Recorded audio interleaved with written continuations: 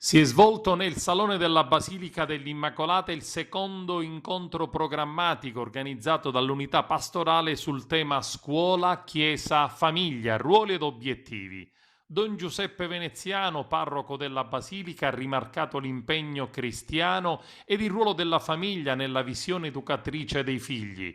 La docente Giovanna Cavaleri ha sottolineato invece l'importanza della vita con i suoi principi, le sue regole e soprattutto la necessità di ascoltare ulteriormente le nuove generazioni. Anna Rita Gangarossa, dirigente scolastico Istituto Agrigento Centro, che con i suoi 1000 alunni rappresenta la punta di diamante della scuola agrigentina. La Gangarossa nel suo intervento intenso ed appassionato ha raccontato l'esperienza vissuta dopo la decisione di non celebrare la messa di Natale a scuola lo scorso dicembre e di pesanti attacchi dei media nazionali contro tale scelta.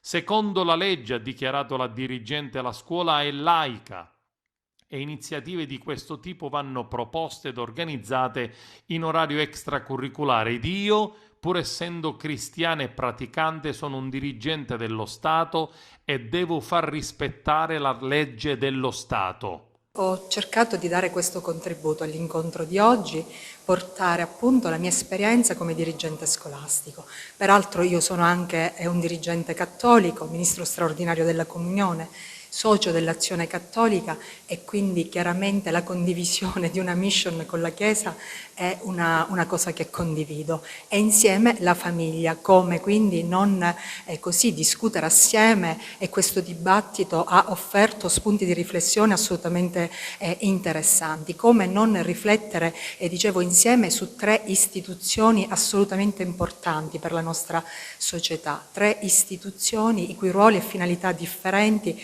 però si intrecciano fortemente e pongono al centro della loro mission la guida del bambino, la crescita, la formazione umana e spirituale dei nostri fanciulli. Intanto siamo lieti di aver offerto al territorio questo bel momento. Ringrazio anche la dirigente che con maestria e con grande capacità relazionale ha saputo trattare dei temi che per noi sono fondamentali, quali quelli dell'educazione. L'educazione che è importante per la nostra parrocchia, per la nostra unità pastorale, l'educazione che è il centro per le famiglie, che ci troviamo a volte impreparati di fronte al venire di questi nuovi mezzi di comunicazione che comunque sono entrati in maniera irruente nel nostro tempo.